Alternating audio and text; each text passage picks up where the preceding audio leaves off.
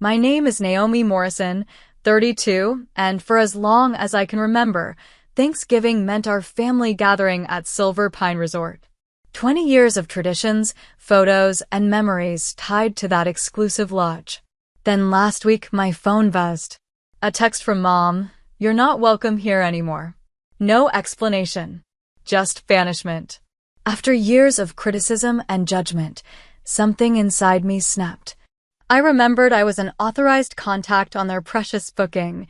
One phone call later, I informed the resort, cancel the Morrison family's permanent reservation. Now they know exactly what burning bridges feels like. Before I dive deeper into this story, I'd love to know where you're watching from. Drop your location in the comments below. If this family drama already has you intrigued, hit that like button and subscribe to catch more stories about standing up for yourself. Trust me, what happened next shocked even me. To understand why canceling a resort reservation felt like dropping a nuclear bomb on my family, you need to know the Morrisons. My mother, Marilyn, is the kind of woman who checks her makeup before answering the phone. Everything in her world revolves around appearances, the right clothes, the right connections, the right zip code. She chairs 3 charity committees not because she cares about the causes, but because it puts her in proximity to old money. Her constant refrain throughout my childhood, "What will people think?" My father, Ronald Morrison, built his real estate development company from scratch, a fact he mentions within 5 minutes of meeting anyone new. Success came early and stayed, transforming him from a hungry entrepreneur into a man who measures worth in square footage and investment returns. He's not exactly cold, just conditional. Love and approval in our household were always tied to achievement and conformity. Derek, my older brother by 3 years, is the golden child incarnate. Cornell Business School, followed by a seamless integration into Dad's company where he now serves as executive vice president. He married Charlotte, a pediatric surgeon from a good family, Mom's highest praise, and they have 2 perfect children who already attend the right preschool.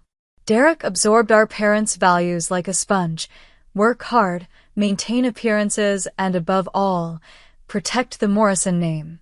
My younger sister Haley occupies the complicated middle ground. She followed the approved path: business degree, appropriate job in marketing, engagement to a suitable man from our social circle, but I've always sensed a restlessness in her. She shoots me sympathetic glances during family conflicts, but rarely speaks up. When pushed, she'll defend our parents with "they just want what's best for us," though her eyes tell a different story. Then there's Silver Pine Resort, my father's crown jewel of social achievement. Located in the Adirondacks, it's not just expensive, it's exclusive. Their membership and booking policy operates on references and connections, not merely money. 23 years ago, Dad secured our family's permanent Thanksgiving reservation by helping the owner navigate a complicated zoning issue. This standing reservation became his favorite status symbol, more valuable than his collection of rare watches or his membership at Oakmont Country Club. The annual gathering includes a rotating cast of uncles, aunts, cousins, and strategic business associates Dad wants to impress. Thanksgiving at Silver Pine isn't just a family holiday, it's a demonstration of the Morrison family's elite standing in the community. Dad mentions it casually in business meetings year-round. We'll have to continue this conversation at Silver Pine over Thanksgiving. My position as family outsider wasn't something I chose deliberately. I simply couldn't contort myself into the Morrison mold. While Derek embraced real estate and Haley opted for a marketing career that Dad deemed suitable for a young woman, I pursued art. My studio specializes in large-scale, mixed-media installations that have found modest success in galleries across New England. Not enough fame to impress my parents, but enough to support myself, a fact they consistently overlook. My more liberal political views create additional friction at family gatherings. While the Morrisons donate to conservative candidates and causes, I've participated in climate protests and volunteer at a community art center in a neighborhood my mother refers to as transitional, her euphemism for gentrifying. Previous Thanksgivings have been exercises in endurance. Despite being a successful, independent adult, I'm still seated at the kids' table alongside teenage cousins. My mother introduces me with qualifiers. This is Naomi, our artist, the slight emphasis conveying volumes about her disappointment. Dad periodically asks about my real job prospects as though my career is a phase I'll outgrow. Last year, I overheard my Aunt Judith ask Mom if I was still doing that art thing, to which my mother replied, "We're hoping she'll get it out of her system soon." I was standing 6 feet away, holding a platter of roasted vegetables I'd prepared. They both saw me but continued their conversation without acknowledgement. Yet despite this history of microaggressions and dismissals, I continued showing up. Thanksgiving at Silver Pine was woven into my identity, even as it represented a world that consistently rejected who I really am. The familiar rooms, the view of the lake, the cranberry sauce that only Aunt Barbara knew how to make properly, these things kept me coming back, hoping that someday I might be fully accepted while remaining fully myself. What I didn't realize was how thoroughly impossible that dream was, at least until Victor entered my life and forced everything to change. I met Victor Santiago at the Boston Spring Arts Festival, where my installation shared a corner with his sculpture series. While I was arranging lighting for my exhibit, he was struggling with a metal stand that kept tilting. I lent him my adjustable clamps, and he offered me coffee from his thermos in return. By the end of the setup day, we'd exchanged numbers. Victor wasn't like the men my family considered appropriate. He worked as a firefighter with the Boston Fire Department and sculpted metal art in his off hours. His father had immigrated from Puerto Rico, his mother from the Dominican Republic. He'd grown up in Dorchester, attended public schools, and worked his way through community college before earning a scholarship to finish his degree in fire science. What struck me most about Victor was his complete comfort with himself. He never apologized for his blue-collar job or treated his art as a hobby. "I save lives and I make beautiful things," he once told me. Not sure what else I need to feel complete. His hands were calloused from both professions, his laugh was unreserved, and his opinions were offered without concern for how they might be perceived. Our relationship developed naturally over shared meals, gallery visits, and long walks through Boston neighborhoods I'd never properly explored, despite living here for years. When I told him about my family, he listened without judgment, but didn't minimize the dysfunction either. "Sounds like they love the idea of you more than the actual you," he observed after I recounted a particularly tense phone call with my mother. For months into our relationship, I couldn't postpone the inevitable any longer. My parents had been asking increasingly pointed questions about my social life, their euphemism for checking if I was dating someone suitable. I invited Victor to Sunday dinner at my parents' Beacon Hill brownstone, hoping that his warmth and genuine character would overcome whatever prejudices they might harbor. I prepared Victor as best I could. "My father will ask about your 5-year plan," I warned. "My mother will notice if your shoes don't match your belt. Derek will probably Google you before dinner." Victor squeezed my hand.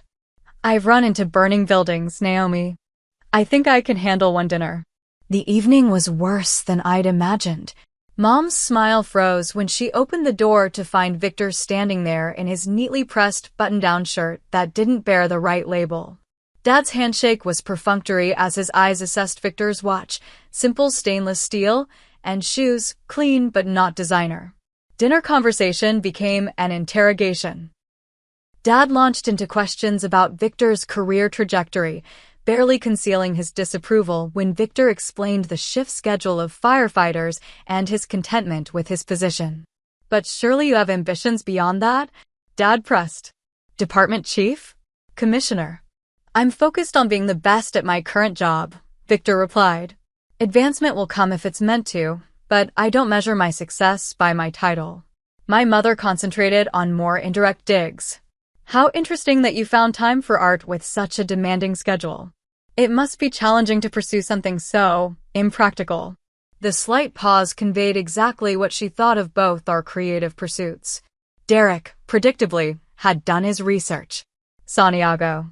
I looked up your department record. You were involved in that warehouse rescue last year, weren't you? Risky move going back in after the evacuation order. Victor met his gaze directly. 3 people were still unaccounted for. We got them out. Could have cost the department a good man, Derek continued, his implication clear. Victor was reckless, unsuitable. Throughout the dinner, Haley remained mostly silent, occasionally trying to redirect conversation to safer topics, shooting me apologetic glances when these attempts failed. By dessert, the tension was unbearable. Still, Victor maintained his composure, answering each barbed question with dignity. When we left, he waited until we were in the car before letting out a long breath. Well, that was educational. I'm so sorry, I began, but he shook his head. Don't apologize for them. Ever. 2 months later, Victor proposed during a weekend trip to the coast. It wasn't grand or showy, just the 2 of us on a quiet beach at sunset, his grandmother's restored ring in a simple box.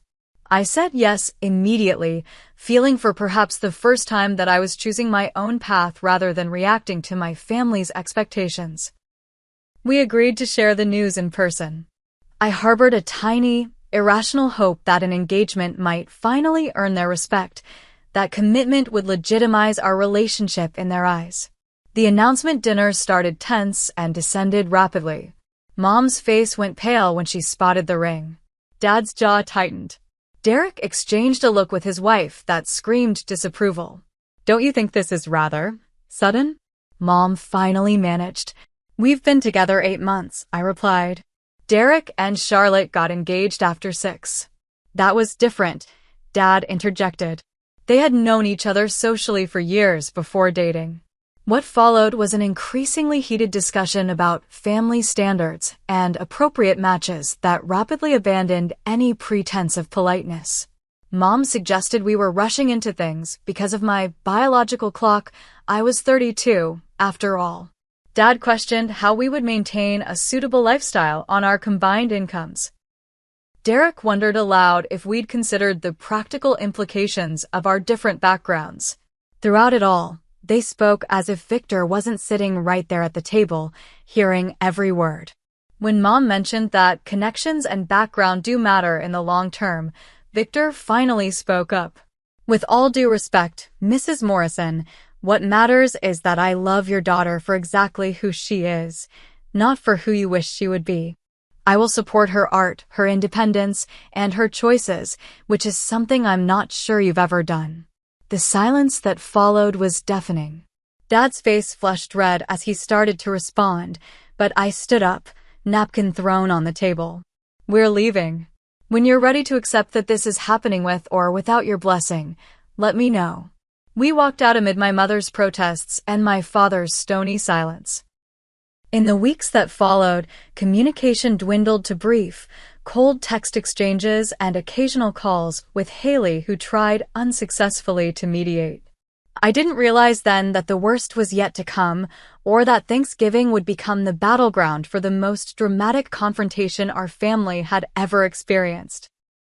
After the disastrous engagement dinner, I tried multiple avenues of reconciliation. I sent thoughtful emails explaining why Victor was important to me. I left voicemails suggesting coffee with Mom to talk things through. I even mailed handwritten notes expressing my hope that we could find common ground. The responses, when they came at all, were brief and frigid. Dad sent a 3-word text, "Give it time." Mom's emails were formal and distant, focusing on neutral topics like her garden club while ignoring my attempts to discuss Victor. Derek didn't respond at all. Only Haley maintained regular contact, though our conversations had an undercurrent of tension. She became my reluctant intermediary, passing along family news and trying to soften harsh messages. They just need time to adjust, Haley said during one of our coffee meetups. You have to understand, this isn't what they pictured for you. And what did they picture? Someone exactly like Charlotte? A man with the right pedigree and connections who would finally fix me. Haley looked down at her latte. Something like that, I guess. As weeks passed with little improvement, I began noticing concerning patterns. During our regular Sunday calls, Mom would accidentally mention holiday plans without including me. When I'd ask directly about these events, she'd backtrack awkwardly.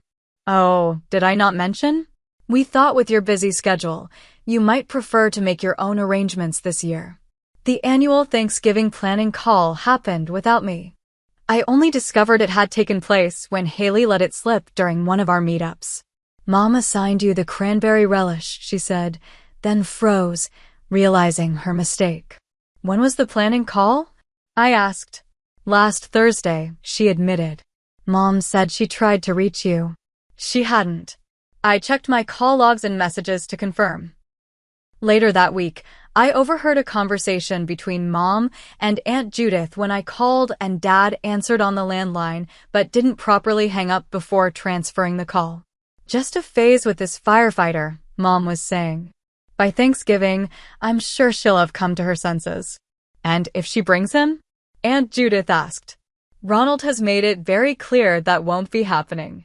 My attempts at sending peace offerings were either rejected or acknowledged with minimal grace. I had a basket of Mom's favorite imported teas delivered. She sent a formal thank you note as she would to a business associate. I offered Dad tickets to a jazz performance by an artist he admired. He claimed a scheduling conflict. The situation escalated beyond cold shoulders and passive aggression when Victor received an unexpected visitor at the fire station. My father, dressed in his power suit, requested a private conversation during Victor's lunch break. Victor recounted the exchange later that evening, his voice calm but his eyes troubled. "Your father offered to invest in my future," he said. $100,000 to, in his words, pursue opportunities elsewhere. I felt the blood drain from my face. "He tried to buy you off?" "He presented it as seed money for my sculpture work if I moved to the West Coast. The condition being, of course, that I end things with you first." "What did you say?" Victor took my hands in his. "I told him I'm not for sale, and neither is what we have together." While Dad was attempting bribery, Mom employed different tactics. Friends began asking me strange questions about Victor, revealing that Mom had been spreading carefully crafted concerns. "I heard he has a dangerous job." Or Marilyn mentioned he might be struggling financially. The most direct threat came from Derek, who called one evening after apparently having several drinks. "You need to understand what's at stake," he said without preamble. "Dad's making changes to the family trust. If you go through with this marriage, you're out." "Is that supposed to scare me?" I asked. "I've never counted on that money." "It's not just money, Naomi. It's your connection to this family. Think about what you're throwing away." As Thanksgiving approached, I made increasingly desperate attempts at compromise. I suggested bringing Victor just for dessert rather than the full dinner. I offered to help with extra preparation to demonstrate goodwill. I even proposed having a separate celebration with my parents the day after Thanksgiving. Each suggestion was rebuffed. The pattern was becoming clear. Victor was not welcome, and if I chose him, I was choosing exile. 3 days before Thanksgiving, I made one final attempt. I called Mom directly, prepared to negotiate any reasonable arrangement. "The Silver Pine Reservation includes our room assignment," I said, trying to sound practical. "Victor and I could stay in a separate cabin if that would make everyone more comfortable." "That won't be necessary," Mom replied, her voice clipped. "So we can come?" I asked, hope rising. "Naomi," she sighed, as if explaining something to a child. "Your father and I have discussed this extensively. We feel it would be best if you took this holiday to reconsider your choices. Perhaps by Christmas, you'll have a clearer perspective." "You're uninviting me from Thanksgiving?" "Because of who I'm marrying." "We're giving you space to make the right decision," she corrected. After hanging up, I sat in stunned silence until my phone buzzed with a text message. From Mom, "You're not welcome here anymore." Seconds later, more messages followed. "You're ruining this family's reputation with your selfishness. After everything we've done for you, this is how you repay us? Until you come to your senses about this inappropriate relationship, We think it's best you distance yourself from family gatherings." I called Haley immediately, hardly able to form coherent sentences through my shock and anger. "Did you know about this?" I demanded. Her hesitation told me everything. "They had a family meeting last night," she finally admitted. "A family meeting? Without me?" "I am family, Haley." I know, I tried to tell them this was extreme, but Dad was adamant. Derek backed him up, and you know how Mom follows their lead on these things. "And you? Did you defend me at all?" Another telling pause. I suggested waiting until after the holidays to make any decisions. "Great. Thanks for the support," I said bitterly. "What did you expect, Naomi? You've always pushed boundaries, but this time you're really challenging everything they value. Did you honestly think they would just accept Victor without any adjustment period?" I expected them to care about my happiness. I expected my sister to stand up for me. I expected better from all of you. I hung up feeling utterly alone, excluded from my own family by a unanimous vote, cast out from traditions I'd participated in my entire life. The message couldn't have been clearer. Conditional love had reached its limit. I had finally asked for too much acceptance. What my family didn't realize was that they had also pushed me to my limit, and I was about to show them exactly what that meant. After reading Mom's text message, I sat on my apartment floor for nearly an hour, my mind cycling through shock, hurt, and disbelief. When Victor came home and found me there, I couldn't even speak. I just handed him my phone with the messages still displayed on screen. "Oh, Naomi," he said softly, sitting beside me and pulling me into his arms. "I'm so sorry." The tears came then, hot and relentless. I cried for the family I thought I had, for the conditional love that had finally reached its breaking point, for every Thanksgiving memory that was now tainted by this rejection.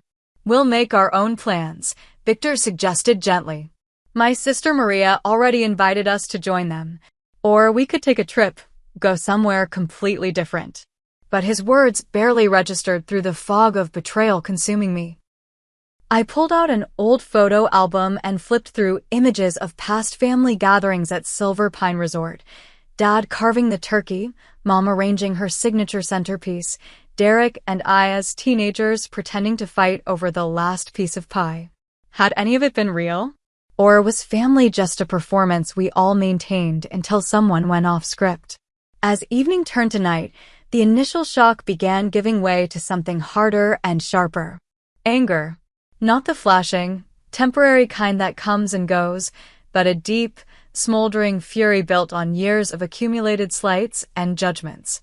I began recalling other instances when my family had used traditions as weapons. My 25th birthday celebration postponed, when I took a gallery job instead of joining Dad's company. Christmas gifts noticeably less thoughtful the year I moved in with a boyfriend they disapproved of. Access to family events had always been the currency they used to control behavior. And Silver Pine Resort was the crown jewel of that control system. Dad mentioned the exclusive booking in every holiday conversation, reminding everyone that our family tradition existed through his influence and connections. The annual Thanksgiving gathering wasn't just a holiday, it was a demonstration of Ronald Morrison's power and status. "The resort," I said suddenly, sitting up from where I'd been leaning against Victor on the couch. "What about it?" he asked. 3 years ago, when we had that big family reunion with all the extended relatives, Dad added me as an authorized contact on the booking. I remembered the day clearly. We needed someone to coordinate with the resort about special meal requirements and activity schedules while Dad handled a work emergency. He'd called the management, authorized me as a contact on their permanent reservation, and handed me the responsibility. The manager, Mr. Phillips, treated me like visiting royalty after that. Upgraded my room, sent complimentary wine, arranged special hiking guides. Being a Morrison at Silver Pine opens every door. Victor watched me carefully. "What are you thinking, Naomi?" I stood up and paced the living room, my mind racing. Dad values that booking more than almost anything. It's not just a vacation spot, it's proof of his status. The resort has a 10-year waiting list for holiday reservations. They only have 26 cabins, and the Thanksgiving spots are practically hereditary. And you're an authorized contact, Victor said slowly, beginning to understand. I could cancel it, I whispered, almost afraid to voice the thought. With one phone call, I could take away the thing Dad uses to remind everyone how important he is. Victor was silent for a long moment. That's a nuclear option, Naomi. There would be no coming back from it. Is there any coming back anyway? I asked. They've made their choice very clear. I'm already not welcome. Sleep on it, he advised. This kind of decision shouldn't be made while you're still processing the shock. I nodded, agreeing in principle, though my mind was already turning over the possibilities. Throughout that night, I barely slept. I stared at the ceiling, weighing my options, considering consequences, remembering my father's frequent statement at business dinners. Family loyalty means everything in the Morrison household. Where was that loyalty now? By morning, the hurt had crystallized into resolve. While Victor showered, I looked up the resort's contact information. My finger hovered over the call button for several minutes as I considered one last time what this action would mean. This wasn't just about Thanksgiving. This was about years of conditional love, of being valued for what I represented rather than who I was. This was about finally showing my family that their control tactics worked both ways. I made the call at 7:42 a.m. The resort's front desk transferred me to Mr. Phillips, the manager who remembered me immediately. Miss Morrison, wonderful to hear from you. Is there something I can assist with before your family's arrival next week? I took a deep breath. Actually, Mr. Phillips, I'm calling about our reservation. Of course. Did you need to add special meal requests?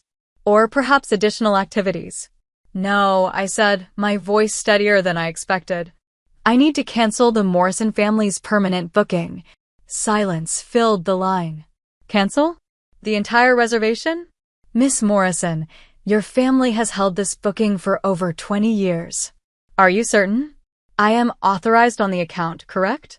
Yes, of course. Your father added you several years ago, but... Then yes, I'm certain. The reservation needs to be canceled. Not just for this Thanksgiving, but permanently. Mr. Phillips's discomfort was palpable even through the phone. This is highly unusual. Perhaps you'd like to speak with your father first? I could. Mr. Phillips, I interrupted, summoning every ounce of my father's authoritative tone.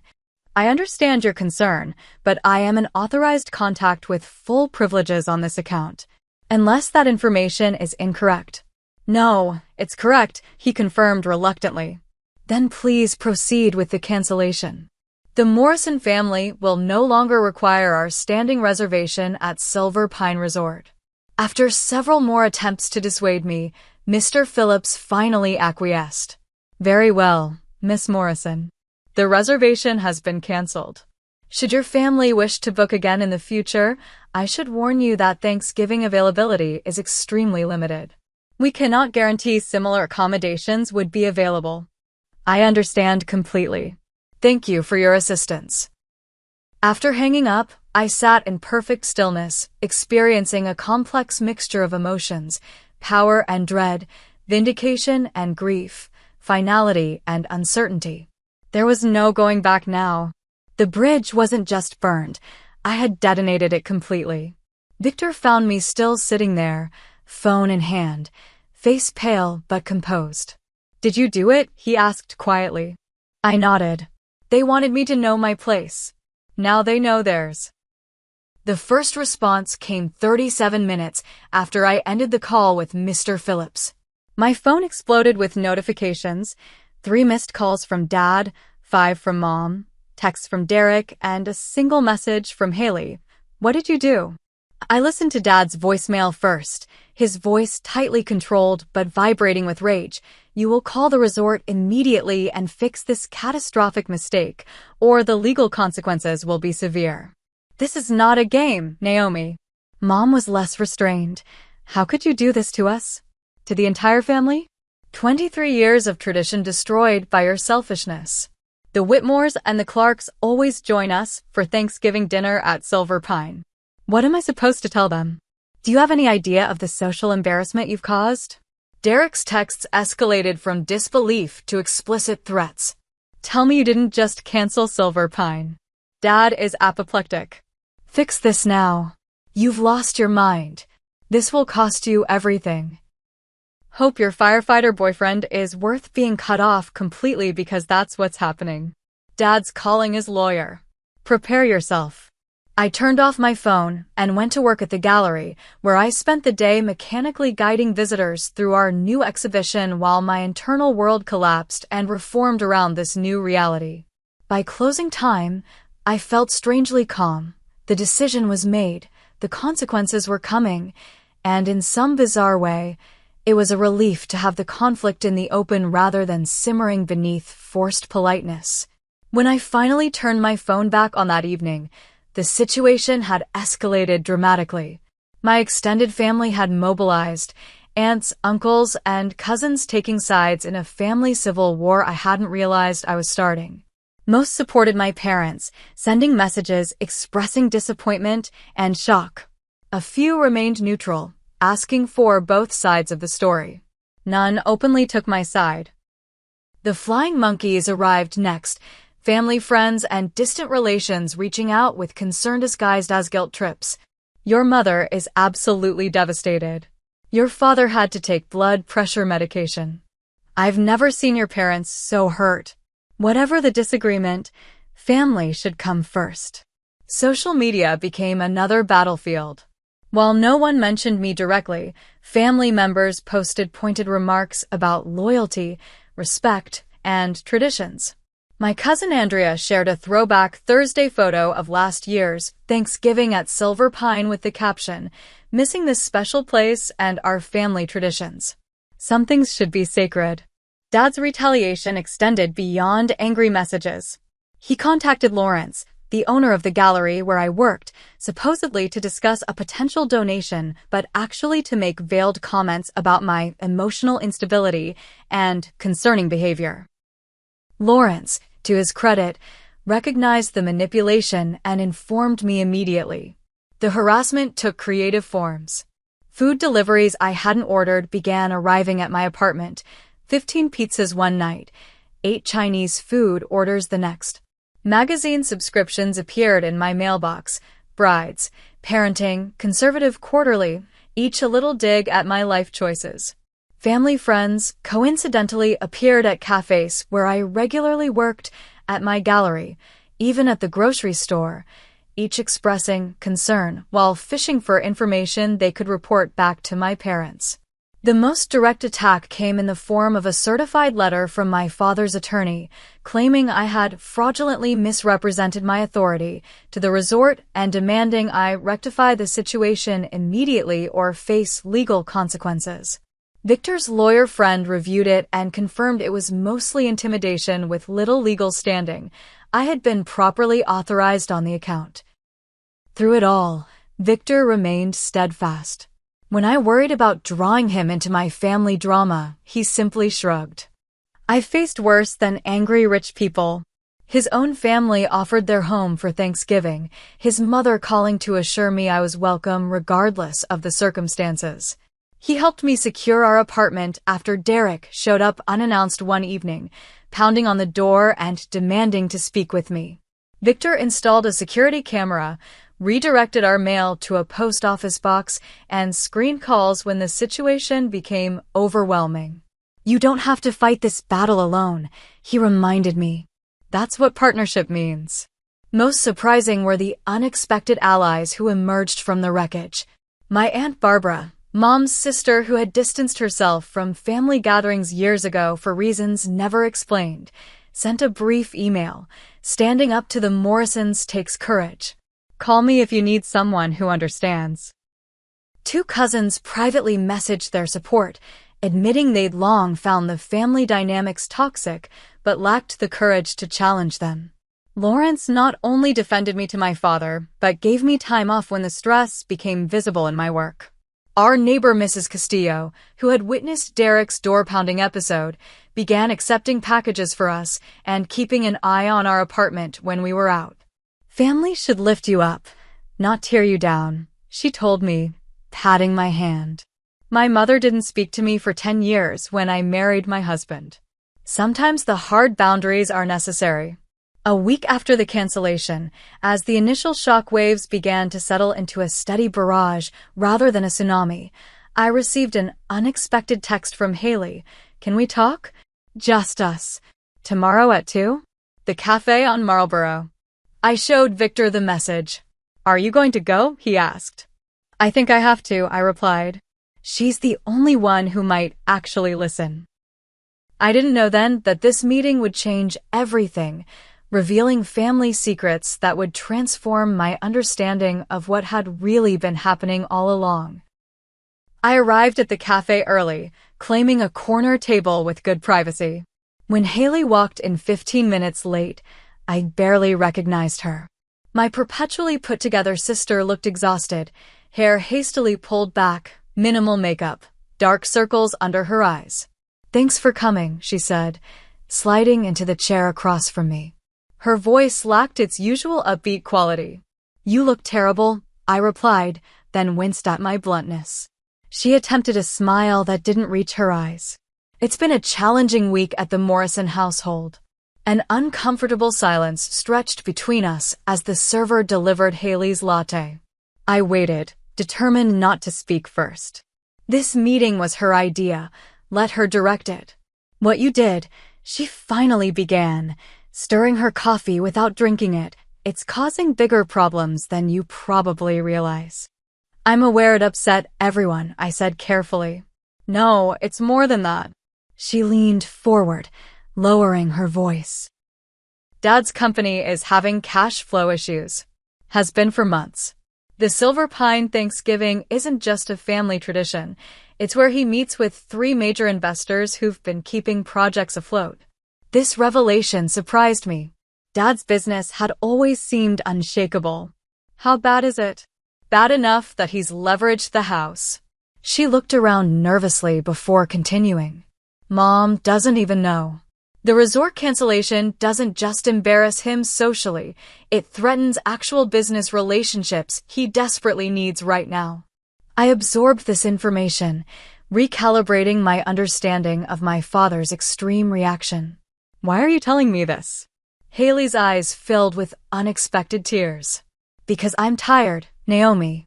Tired of the secrets and the pretending.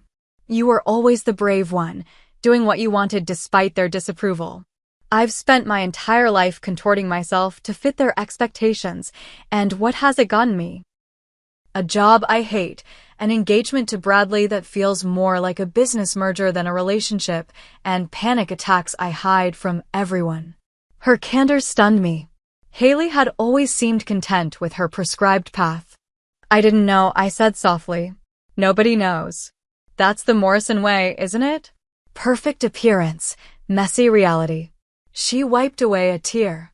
"The night they decided to uninvite you from Thanksgiving, I should have defended you more strongly. I wanted to, but I was afraid." "Afraid of what?" "Of ending up like you, cut off, criticized. But watching how they've handled this, how Dad threatened and Mom manipulated, I keep wondering if being cut off might actually be freedom." As our conversation continued, Haley revealed more about the family's true financial interdependence. Dad had funded Derek's house purchase. Mom's extravagant lifestyle was entirely dependent on Dad's company's success. Even Haley's position at her marketing firm had been secured through Dad's business connections. "We're all just pieces on his chessboard," she concluded. "You're the only one who escaped." Then came the most surprising revelation about Silver Pine Resort itself. "The Thanksgiving gathering isn't just a family tradition," Haley explained. "It's a business event disguised as a holiday. Dad writes off the entire thing as a business expense. Those coincidental meetings with business associates, all carefully planned. He even schedules specific conversations to take place during activities so he can deduct them." "Are you saying our family Thanksgiving is a tax scam?" I asked incredulously. "Not entirely, but partially. It's why he was so insistent about keeping detailed records of who attended and what was discussed. Remember those family meeting notes he always took? Those were for his accountant. Before I could process this information, my phone rang with an unfamiliar number. Normally, I would have ignored it, but something prompted me to answer. "Is this Naomi Morrison?" a male voice asked. "Yes, who's calling?" "James Whitford, owner of Silver Pine Resort.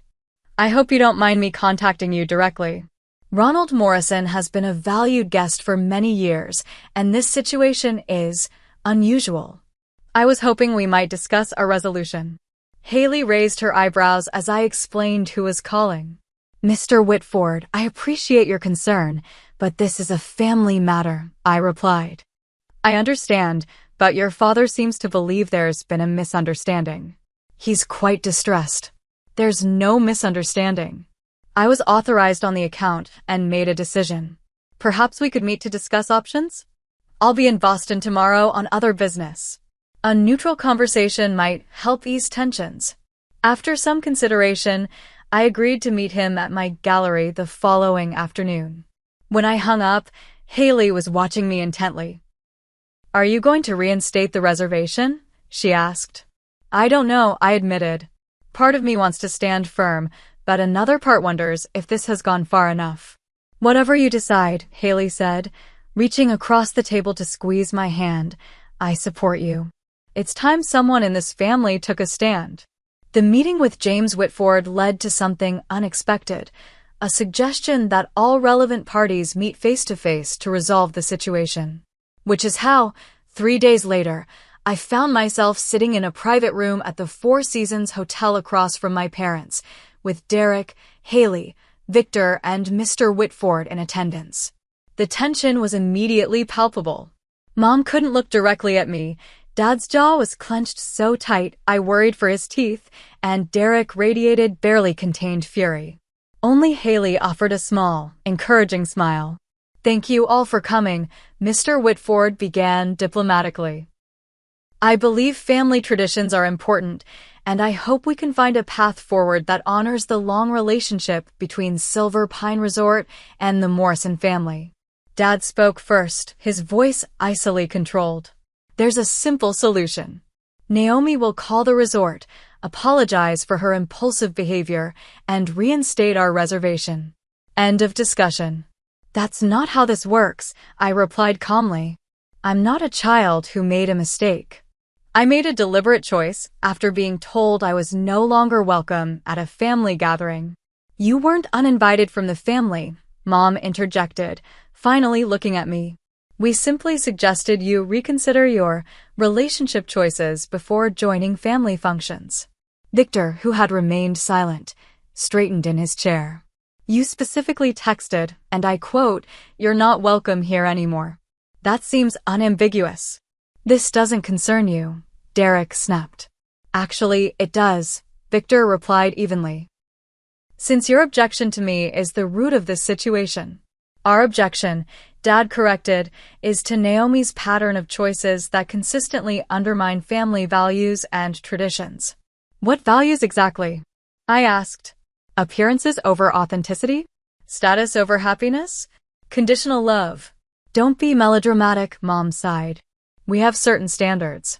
"Standards that apparently don't include basic respect for my autonomy," I interrupted. "I'm 32 years old, successful in my career, and I've found someone who genuinely supports me. Why isn't that enough for you?" "Because it reflects poorly on this family." Dad burst out, his composure cracking. "Everything we do, everything we are, is built on reputation and connections. Your choices directly threaten that foundation." "So that's what this is really about," I said, pieces falling into place. "Appearances." Silver Pine isn't about family togetherness. It's about showing off to your business associates and writing off a luxury vacation on your taxes. Dad's face paled slightly. "That's not." "I know about the business meetings disguised as family gatherings," I continued. "I know about the financial problems with your company. I know this isn't about me or Victor at all. It's about your image and your bottom line." Silence descended as my words hung in the air. Derek looked from me to Dad, confusion replacing anger. "What financial problems?" And just like that, the carefully constructed facade began to crumble. Dad attempted damage control, But once questioned directly by Derek, his vague answers only raised more suspicions. Mom, realizing what was happening, tried to redirect the conversation, but Haley unexpectedly intervened. I think it's time for honesty, my sister said firmly. All of this performative family unity is exhausting and damaging to everyone. What followed was the most honest conversation the Morrison family had ever experienced. Dad reluctantly admitted his business was over-leveraged. Mom confessed her social anxiety about losing status among her peers. Derek revealed his resentment at the pressure to maintain the family image while carrying increasing responsibility for the struggling company. Through it all, I maintained my position calmly but firmly. I won't be conditionally included in this family. Either you accept me fully, including my relationship with Victor, or you accept the consequences of your conditions. As tensions gradually diffused and honest communication replaced accusation, I noticed a subtle shift in my father's demeanor. The rigid authority figure began to show cracks, revealing glimpses of uncertainty and, surprisingly, respect. You've always been stubborn, he finally said, a hint of reluctant admiration in his voice. Just like me. I prefer to call it principled, I replied. For the first time in my adult life, I saw my father truly look at me, not as a disappointment or a problem to be managed, but as an individual with her own strength and conviction. The meeting concluded without definitive resolution about the reservation. Mr. Whitford, who had witnessed the entire family drama with remarkable diplomacy, suggested everyone take time to consider next steps. But something fundamental had shifted in our family dynamic. The power balance had realigned, and for once, I wasn't the one at a disadvantage. As we prepared to leave, Dad approached Victor directly for the first time. You stood your ground well today, he said stiffly. I still have concerns, but I can acknowledge that your loyalty to my daughter is commendable. It wasn't acceptance, but it was the beginning of something new. A family built on honesty rather than appearance. A relationship based on mutual respect rather than control. The road ahead would be long and undoubtedly complicated. But for the first time, I felt we might be walking it on equal footing. 1 year later. Can you grab the cranberry sauce from the fridge? I called to Victor as I adjusted the temperature on our apartment's temperamental oven. The scent of roasting turkey filled our small but cozy living room, where a mismatched collection of chairs had been arranged around 2 tables, pushed together to accommodate our guests. Our first Thanksgiving as hosts bore little resemblance to the formal, picture-perfect gatherings at Silver Pine Resort. Our plates didn't match, we were using borrowed folding chairs from neighbors, and the menu represented a multicultural potluck rather than traditional New England fare. Yet the atmosphere buzzed with authentic warmth and laughter I'd rarely experienced at family holidays. Victor's sister Maria and her husband brought homemade empanadas. My colleague from the gallery contributed a vegetarian stuffing. Mrs. Castillo from downstairs arrived with her famous flan. 2 of Victor's firefighter friends came with their partners, bringing beer and stories. My Aunt Barbara, after years of avoiding family gatherings, sat comfortably on our couch sipping wine and chatting with Victor's mother about gardening. Most surprising was Haley's presence. After last year's confrontation, she had embarked on her own journey of independence, postponing her wedding to Bradley indefinitely, finding a new job without Dad's connections, and gradually building a relationship with me that wasn't filtered through family expectations. This is nothing like Mom's Thanksgiving, she observed, helping me arrange serving dishes. It's so much better. The journey to this new tradition hadn't been smooth. After the hotel confrontation, my parents retreated to regroup, eventually securing a last-minute Thanksgiving reservation at another resort, prestigious, but not Silver Pine. Dad's business weathered its financial challenges through some painful restructuring that Derek now spoke about with pride rather than shame. Mom gradually adjusted to a slightly less extravagant lifestyle, finding unexpected satisfaction in more authentic relationships with fewer social obligations. Our family's new dynamic evolved slowly over months of careful negotiation. Coffee with Mom became a monthly occurrence, sometimes tense, occasionally tearful, but increasingly honest. Dad and I established professional respect before attempting personal reconciliation, finding common ground in discussions about business ethics and arts patronage. Derek was the slowest to adapt, but eventually, his wife Charlotte created a bridge by inviting Victor and me to their son's birthday party. Watching Victor patiently teaching their 5-year-old how to shape clay softened something in my brother's rigid worldview. 6 months after the Silver Pine incident, Victor and I began planning our wedding, a small celebration that reflected our values rather than anyone else's expectations. The guest list became an exercise in boundary setting as we included only people who genuinely supported our relationship. Mom initially struggled with our vision of a simple ceremony in a sculpture garden rather than the society event she'd always imagined for her daughters. "Just 30 guests?" she'd asked incredulously. "Where will everyone sit for the formal dinner?" "On blankets on the grass," I'd replied. "We're having a picnic reception with food trucks." Her horror gradually gave way to reluctant acceptance and eventually genuine curiosity about our unconventional choices. By the time I invited her to help select my dress, still white but designed by an emerging local artist rather than a prestigious label, she had begun to understand that different didn't mean lesser. Dad's adjustment manifested in unexpected ways. After initially threatening to withdraw financial support for the wedding, support we hadn't asked for or expected, he instead offered a gift that showed remarkable growth. He recommended Victor for a position on the board of the city's art foundation, recognizing both his artistic talent and his integrity. Most surprising was how Haley flourished once freed from the strictest family expectations. She ended her engagement to Bradley with remarkable conviction, telling our shocked parents, "I want what Naomi has, someone who loves me for myself, not for what I represent." She began therapy, changed careers to pursue environmental policy, and started dating a kindergarten teacher who made her laugh like I'd never heard before. The Morrison family adapted to its new configuration with varying degrees of grace. Thanksgiving at Silver Pine became a closed chapter rather than an ongoing tradition. After much discussion, my father did eventually reach out to Mr. Whitford to explain that our family would be creating new holiday traditions moving forward. The permanent reservation remained canceled, though not out of spite but from genuine recognition that we had outgrown what it represented. Our diverse gathering of friends and chosen family in our modest apartment represented everything the Silver Pine Thanksgivings had lacked: authenticity, acceptance, and joy untethered from performance or status.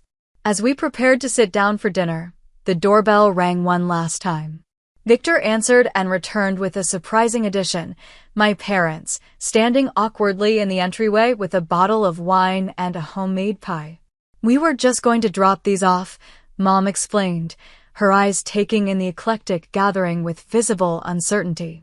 "We don't want to intrude." "You're not intruding," I said, meaning it. "There's plenty of food if you'd like to stay." They exchanged a glance, years of ingrained formality battling with the obvious warmth of our gathering. Dad adjusted his tie. He was significantly overdressed for our casual dinner, and nodded. "We'd like that," he said simply. The meal that followed wasn't perfect. Conversation occasionally stumbled into awkward pauses when different worlds collided. Mom winced slightly when she had to eat turkey off a paper plate when we ran out of real dishes. Dad seemed unsure how to participate in the relaxed, interruption-filled storytelling that characterized our friends' interactions. But when Victor raised his glass for a toast, the divisions seemed less important than the connections. "To family," he said, "not just the one we're born into, but the one we choose and build together. To boundaries that protect us and bridges that connect us. And to Naomi, who had the courage to demand better from everyone in this room, including me." As glasses clinked and conversations resumed, I caught my father watching me with an expression I'd spent my life seeking but had stopped expecting: genuine respect. My mother, deep in conversation with Victor's mom about pie crust techniques, was laughing without self-consciousness. Haley, seated between her new boyfriend and Aunt Barbara, looked more relaxed than I could remember seeing her at any family function. We had all lost something when I canceled that reservation: the comfort of tradition, the prestige of exclusivity, the safety of prescribed roles. But what we'd gained was far more valuable: authenticity, mutual respect, and relationships based on love rather than obligation. When dinner was over and guests began to help with cleanup, something that would never have happened at Silver Pine with its invisible staff, I found a quiet moment with my father near the window. "This isn't what I imagined for you," he admitted, watching Victor laugh with his firefighter friends. "But I can see now that it's where you belong." "Thank you for being here," I replied. "It matters. Your mother and I have been talking," he continued, somewhat hesitantly. "We'd like to host Christmas this year. Something smaller than our usual gathering. If you and Victor would consider attending." "We'd like that," I said, echoing his earlier words. "As long as it's understood that we come as we are." He nodded, accepting the gentle boundary. "As you are." As our apartment filled with the comfortable chaos of people who genuinely enjoyed each other's company, I realized that canceling that resort reservation had never really been about revenge. It had been about refusing to participate in a system that valued appearance over authenticity, tradition over happiness, and control over love. Sometimes burning a bridge isn't an act of destruction, but of creation, clearing the way for something stronger and more genuine to be built in its place. So, what about you? Have you ever had to set a dramatic boundary with family to protect yourself or someone you love? What was the hardest part about standing your ground? Share your experiences in the comments below. Your story might help someone else finding the courage to create healthier relationships. If this resonated with you, please like this video and subscribe for more stories about navigating complicated family dynamics and building the life you deserve. Thank you for listening, and remember, sometimes the family we choose is the one that truly feels like home.